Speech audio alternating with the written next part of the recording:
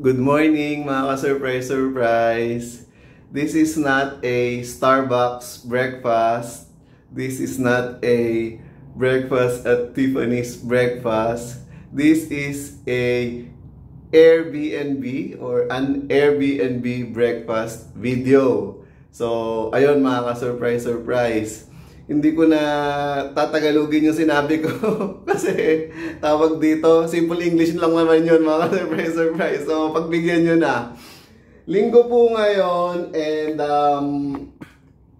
ayan, ganito po ang sitwasyon dito. Nasa Bicutan area po tayo and what do you call this? Bare month po ngayon of 2025. Ayan. So, alam niyo na, pag bare month, you know the drill, mga ka-surprise. Ayan. So, isi-set up lang po natin yung camera. And this time, sana talagang gusto ko na makapture ako. Kasi last time, ang na-capture is, hindi ako na-capture, mga ka-surprise. So, ayun po, mag-breakfast po tayo. And, magiging opinion video po ito mga ka-surprise ng Cafe Mary Grace, yung mga pagkain po doon. Kasi hindi po ako magpe-flex dito mga ka-surprise ng Cafe Mary Grace na food because na sponsored video ito or nasasarapan ako sa kanya or dahil mamahalin siya and everything, ganon. Hindi ko po i-flex yung mga ganon mga ka-surprise. Sa katotohanan po niyan is ang mga pineflex ko lang po is yung mga buy one take one, ganun, kung paano po tayo magiging practical sa pagbili, ganun. But recently mga surprise, I have this Mary Grace food na binigay po sa akin mga surprise. So, bibigyan po natin siya ng opinion video and you know mga surprise, pag unang tikim, hindi ko pa po siya binibigyan ng opinion agad-agad. So, ito po, mga natikman ko na po, kaya ready na po siya para bigyan natin ng opinion video. So, mag-umpisa na tayo mga surprise.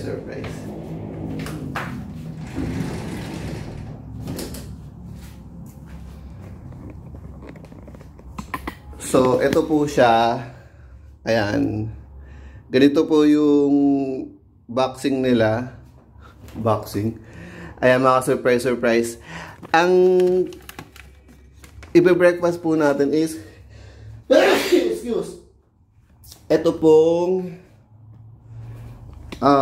what is this? Sandwich.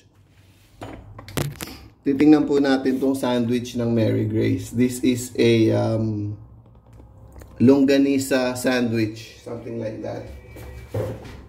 So, ito po yun. And again, natikman ko na po siya. So, half na lang po ito. Ayun. So, ganito po yung itsura niya mga ka-surprise. I-search nyo na lang po kung ano yung specific name po nito sa marygrace.com, ganun. Ano po siya? Ito po yung sandwich na may, what do you call this? Longganisa. So, something like that. So, siguro naman isa lang naman yung sandwich nila na may longganisa, ganun. Vegan longganisa to be precise, mga surprise. And ayun. So, they're claiming that this is a vegan longganisa and ayun nga sabi ko mga surprise na natikman ko na siya and then ang unang tikim ko sa kanya is parang hindi siya vegan longganisa because I know ang vegan longganisa is malalasahan mo talaga yung garlic.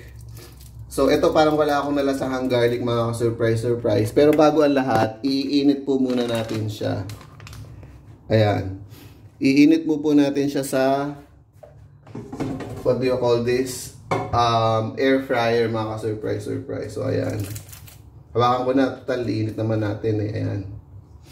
Half na lang po siya kasi nakain ko na po yung kalahati niya. Ayan.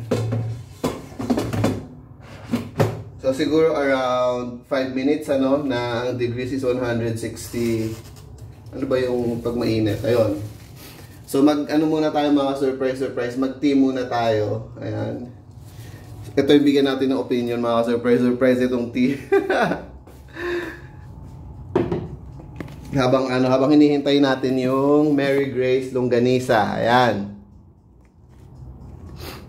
Medyo delikado itong suot kong bathrobe kasi Baka makitahan tayo. Ang babae yata ito eh. Ayun.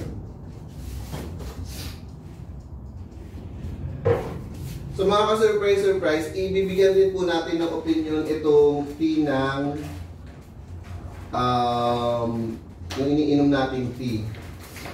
Pero wala na yata akong ano niya.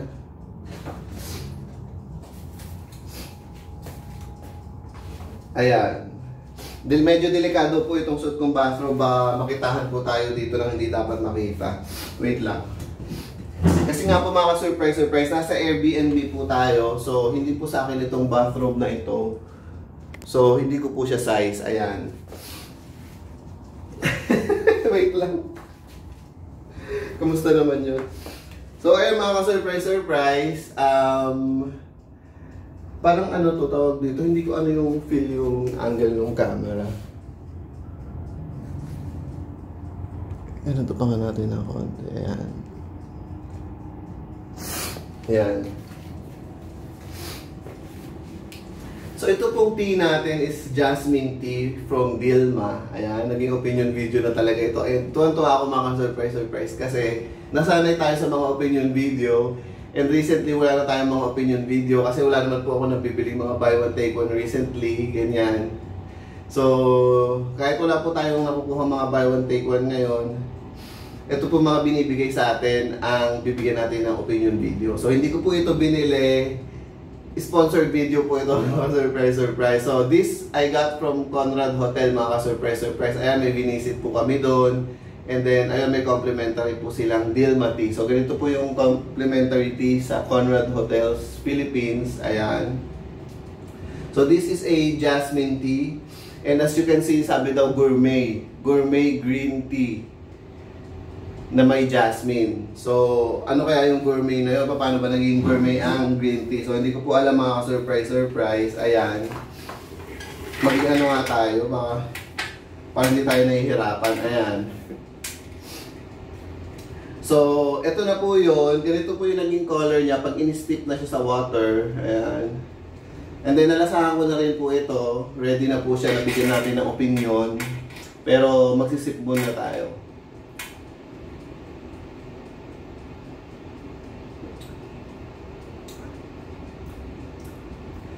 Nandun po yung jasmine. Kasi nga sabi dito, they are claiming to be gourmet green tea with jasmine. So, nandun po yung jasmine, nandun po yung sampagita. Yung jasmine po, sampagita yun, nandun po siya, nalasahan po natin yun. And yung green tea, nalasahan ba natin? Yan. Nalasahan ko mga surprise. Magdi-disclaimer nga muna ako. Hindi po ako pro, hindi po ako 5-star Michelin rater. Ganyan. Ako pa binibigay ko lang po yung mga opinion ko, mga surprise. So, hindi ko sinabing pag yun na yung opinion ko, yun na yung opinion ng lahat, yun na yung the best, yun na yung lahat. Hindi po ako know-it-all na tao, ganon. Although parang sometimes ganon lang impression siguro ng iba sa akin na know-it-all ako, ganon. Pero hindi po ganon mga surprise, wala pong ganon. And bago pa po humaba yung what do you call this? Okay lang man humaba, wala naman tayo. Ano ngayon mga surprise? Sunday ngayon, so wala tayong oras na hinahabol. So, sabi nga nila, since morning naman ngayon is iisihan natin. Sabi nga nila, kalmahan mo lang, pero mas kakalmahan pa natin mga surprise. So, dito muna tayo habang hinihintay natin yung sandwich ng Mary Grace, yung longganisa ng vegan sandwich ng Mary Grace. Dito muna tayo sa kanilang bread na parang ito na po yung feeling ko is kilala sila dahil sa bread na ito, which is yung ensaymada. Ayan. Pero huwag kayo masyadong ma-excite mga surprise. Ito po yung box ng ensaymada nila.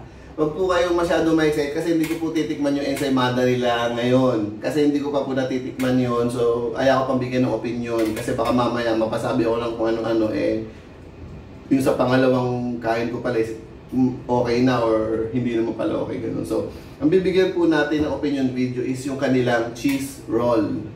So, ang box po na ito is for their ensaymada. Ayan. Kaya medyo malapad po siya kasi medyo tawag dito, bulky yung ensaymada.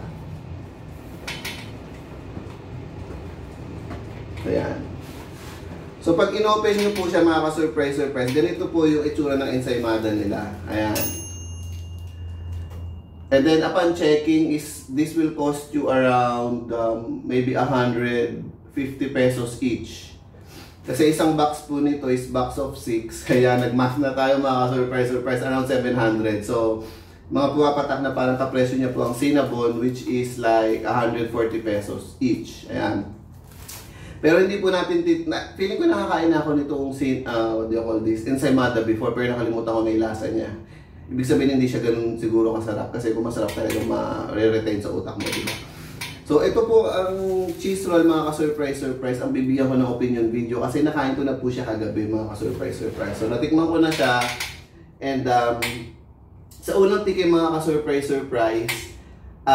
kahit hindi ko na siya tikman ulit ngayon, kasi nga, matamis to so kakain pa tayo ng sandwich. So hindi ko muna siya titikman in front of the camera, ganon. Sasabihin ko lang po yung opinion ko kasi kahit first time ko pa lang natikman, medyo alam ko na po talaga kung ano yung lasa niya. So, ang masasabi ko po dito sa cheese roll ng Mary Grace is, bago nga pala ito mga surprise, nabasa ko yung nakalagay doon na cheese dito is cheese from Holland. So, they're aiming for the quality. So, nandun tayo sa quality. Pag quality nga ba is, ibig sabihin nun is masarap. Ganun ba yun mga ka-surprise? Para sa akin is, para sa pagkain, hindi naman porket quality yung pagkain or mamahalin yung quality ng pagkakagawa is masarap na. Siguro para doon sa mga hindi pagkain, let's say yung mga leather goods, ganun. Kung mamahalin yung mga material, ganun. Yung mga hindi nakakain to, kung mamahalin yung material, okay yung quality niya. Pero yung mga nakakain, parang feeling ko kahit hindi naman ganun kamahal yung mga material, basta malasa. Ganun. Especially kung abundant sa place nyo yung ingredient na yun na malasa. Kahit hindi siya mahal, masarap. Ganun. So ito mga ka-surprise, ang mga sabi ko sa kanya is, yes, quality yung mga nilagay nila, quality yung pagkakagawa, pero masarap nga ba? Ang masasabi ko mga ka-surprise is, nung first time ko nakakain sa Mary Grace, ang una kong nakain doon is something like, siguro yung pesto, or no, not pesto, siguro seafood marinara pasta, ganon. I don't know if it's linguine or fettuccine. And ang masasabi ko lang doon mga ka-surprise is matabang. So, matabang siya, gano'n. Yun yung first impression ko sa Mary Grace. And hindi siya gano'n mahal niya. Ayun, mataas yung presyo niya, gano'n. So, na-disappoint ako kasi nga mahal, gano'n. Buti na lang libre yun mga surprise. Kasi talaga hindi ako magbabayad ng mahal, gano'n. So, ganun yung naging price, and then yung lasa niya is walang lasa. So, talaga na-disappoint ako, gano'n. So, first impression ko sa Mary Grace is disappointing, gano'n. Walang lasa. And then ito, nung tinikman ko ito kagabi, yung isa nito kagabi, gano'n na naman mga ka-surprise. Wala na naman po siyang lasa. Pero quality po siya. Kasi po, bubuksan po natin ha. Quality po siya kasi nga po, sabi ko katulad ng cheese nung ligay sa ensaymada is from Holland, gano'n. So maybe this is maybe yung cheese nito is maybe from Switzerland, maybe from the region of Emmentaler cheese, Emmentaler region. So maybe, parang feeling ko wala naman itong cheese. Ayan. Meron po. Cheese roll nga ito mga surprise. So, ganito po yung tune ng cheese roll nila. And ang masasabi ko po dito mga surprise is lasa po siyang ensaymada. Ayan. Lasa po siyang ensaymada. And ang talagang tumatak lang sa isip ko dito mga surprise is yung cheese niya sa loob. So, masasabi mong quality kasi yung cheese niya, di ba usually pag bibili ka sa mga bakery, yung cheese niya is, let's say, nandito lang sa part na ito. Yung para bang 5% lang yung may cheese. Pero ito mga surprise, feeling ko thick yung cheese na ginamit niya, which is I don't know from where yung cheese na yun, maybe from Switzerland nga, gano'n, from Emmentaler region, Emmentaler cheese yung nilagay nila dito. Ganun po siya kahaba from here hanggang dito, hanggang dulo, makakain ka ng cheese na makapal, mahaba, gano'n. So, quality, mga surprise, di ba magkano ba yung mga cheese na yun? So, from yung cheese pa lang siguro na yun would cost you around 50 pesos na, gano'n. So, ayun lang mga ka-surprise. And would I buy this again? Well, sabi ko nga, hindi ko naman ito binili. Binigay lang po ito mga ka-surprise. Kung bibili ko ba ng sarili ko lang, hindi mga ka-surprise, hindi ko po siya bibili. And I think this would cost you around 120 pesos each. So, hindi ko po siya bibilin, gano'n. Kasi meron naman pong iba na masarap, gano'n. Kahit hindi quality, masarap. Siguro sa pagkain, hindi nga yung quality yung... Oo nga, quality nga yung mga ingredients and everything na yung masarap. Wala naman lasa. So for me, wala naman po ako sinasabing masama yung gano'n mga surprise. So, hindi approve yung gano'n. Ang sinasabi ko lang, for my taste, kung magbabayad ka na lang din, doon na ako sa masarap. So, yun mga surprise. And I think we are done here, no? Lalagay ko na sa ref. Ayan, keep chilled po ito mga surprise. Kailangan malamig, ganun. So, finish na po yung ano natin, sandwich natin. Ano na natin? Kunin na natin sa air fryer mga surprise. So, ayan.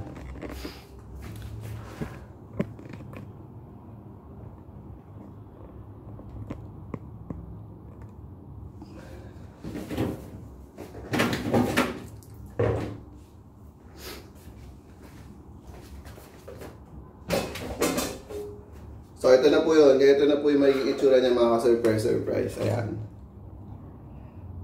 Excited eh, no? Ayun.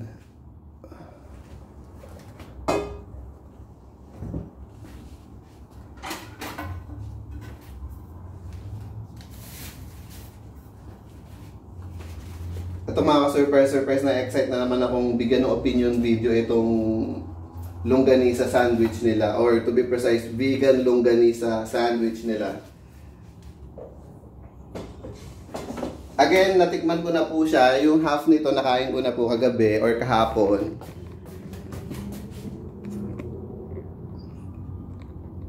And feeling ko talaga is mapupuruan sila dito sa isang tumaka surprise. Ayan.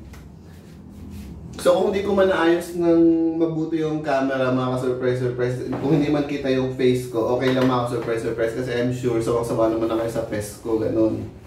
So dito lang po tayo mag-focus. I'm sure ito po, kita po ito, ganyan. So ilapit nga natin mga surprise para ano. Ayan, total sinabi ko wag naman na mag-focus sa face ko, ganyan. Mag-focus tayo doon sa food. Ayan. Kasi pag sa food yata or anything na sa video talagang pinakamaganda pag yung kitang-kita siya, yung malapit na malapit. Ayan, ganyan. Para ramdam na ramdam. So, ito mga surprise yung vegan longganisa sandwich ng Mary Grace. So, ayan, again, nakain ko na po yung half niya. So, alam ko na po yung initial na lasa niya. And then, kakainin ko po siya ulit ngayon. Matitikman ko po kung ganun pa rin po yung magiging opinion ko mga surprise. So, pag binuksan po natin yan, I don't know if this is a baguette. I'm not a French-speaking guy, mga surprise. Hindi po ako masyado familiar sa mga French bread. Pero parang feeling ko French bread po ito. So, pag binuksan mo po yan, ayun, makikita nyo na po itong parang diced meat. So, parang feeling ko ito na yung longganisa. Usually, longganisa is in a form of a sausage. But this time, para bang hindi na siya sa form ng sausage. So, nakita nyo po, I think this would be, ito po yung tomato. And yung green po na yon is basil leaf. And nakakatuwa po kasi parang ang ayos-ayos ng pagkakalagay ng basil. Ayan. And yung white po na yon is, they're claiming to be kesong puti. So, ayan. So, quality na naman po. Pero parang feeling ko ang kesong puti hindi siya ganun kamahal. Pero malasa po yun. Ganun. So, again, ang impression ko po dito sa longganisa, kahit hindi po from Mary Grace, is lasang garlic. Pero ito mga surprise, sabi ko nga po, yung kagabi na tikman ko, wala akong nalasahang garlic. So, ito na po yun mga surprise. This is the moment we've been all waiting for. Ayan. Itikman na natin. Feeling ko natetense ako kasi pinawisan ako eh. Ayan, ito na yun. Yun nga pala mga ka-surprise, hindi ko pala ito yon. Hindi po ako fan ng sandwich kasi nga po para po siyang burger na pinaghalo-halo mo yung bread, kung ano-ano pinaghalo-halo mo, and then you will eat it all at once. Yung para bang nag-multitask ka. So hindi po talaga ako fan ng ganon. And ayun, pero yun nga po, I eat burger naman and sandwich once in a while. So mas prefer ko po kung kakainin mo po siya isa-isa para talaga masasabor mo po siya. Let's say yung longganisa, kainin mo ng longganisa lang, ganun. Wala pong kasamang iba. So, ito na po yun. Kakainin na po natin. Yan. Maraming salamat po, Diyos na Yehova, sa pagkain nito. Ang mga panalangin po ito, pinapabot sa inyo sa kaitaasan, sa ngalan po ng Panginoon, aming Hari Yesu Cristo. Salamat po. Amen. Sabi nga nila sa Japanese, itadakimasu.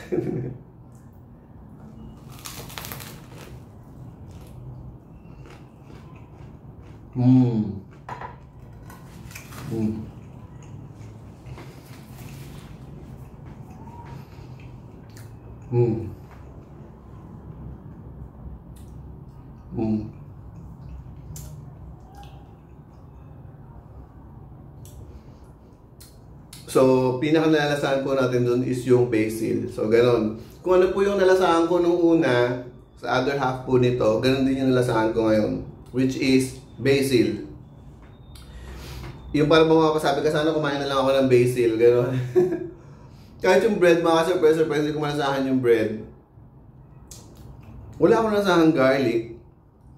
And absolutely wala akong nalasahan longganisa. Yun yung pinaka-disturbing part doon. This is a longganisa sandwich in Quezon Puti. And wala akong nalasahang longganisa. So, di ba yun yung dapat overpowering yung lasa? Or kahit yung sana malasahan mo man lang, pero wala mga surprise. So, ito, mga surprise. I think this, ayan, longganisa yan. So, titikman ko nga kung tawag dito. Kung anong lasa, kung ito lang yung kakainin natin. Ito. Ako, sana malinis yung kamay ko.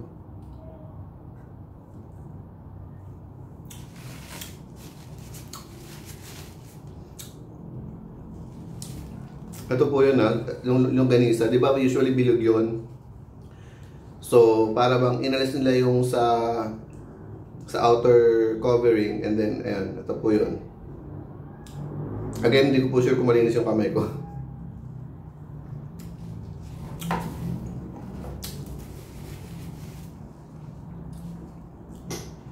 Oh my gosh. Baka nasilipan na ako. Anyway, so ayan mga ka-surprise. It is really disturbing kasi po, ang alam ko, kung quality po sila kung quality yung pinag-uusapan, ang ilalagay po nilang garlic dun sa longganisa is yung mga, di ba meron pong, hindi ko lang po alam yung tawag doon sa ganung klase ng garlic. Yung malasa po talaga siya kasi iba-iba yung lasa ng garlic. Meron po yung walang lasa, meron yung may lasa. Yung mga native garlic po, alam ko yun yung malasa talaga. So, kung quality po sila, ang lalagay po nila dito is native garlic. And then, malasa mo talaga yung garlic. Pero dito po, mga surprise. Yung una ko pong tikim, and then ito po, wala po akong nalasahang garlic, wala po akong nalasahang longganisa, ganon. Pero baka problema ko na yun sa panlasa ko, ganon, baka wala akong taste, ganyan. And, so ayun, will I buy this again? Absolutely not. Hindi ko na po siya ulit bibilin, ganon. And again, hindi ko po ito binili, binigay lang po sa akin to. I will not spend, I think this cost around 400 pesos. Ayun, I will not spend 400 pesos sa sandwich. Kahit may quality siya, kahit masarap. Ayun, maghanap na lang po ako malilibre sa akin. Pero ito po, hindi rin po ulit ako magpapalibre ng ganito kasi nga, sayang naman yung ililibre sa akin, ganon. So yun na mga surprise. Kung kayo, nag-iisip kayo kumain sa Mary Grace, ayan, sinasabi ko na, absolutely hindi po siya acquired taste. Alam niyo na yung acquired taste, sa mga nagpa-follow po sa akin, ng acquired taste po is yung, hindi mo siya nagustuhan sa una, pero sa pangalawa, pangatlo, nagustuhan mo na siya. Pero ito mga surprise, none of their food really satisfies me. Or impresses me, ganon. Hindi ko sinasabing high standard ako mga surprise sa pagkain. Kahit chicharon pa yan, kung masarap yan, sasabihin ko masarap. Pero ito talaga mga surprise.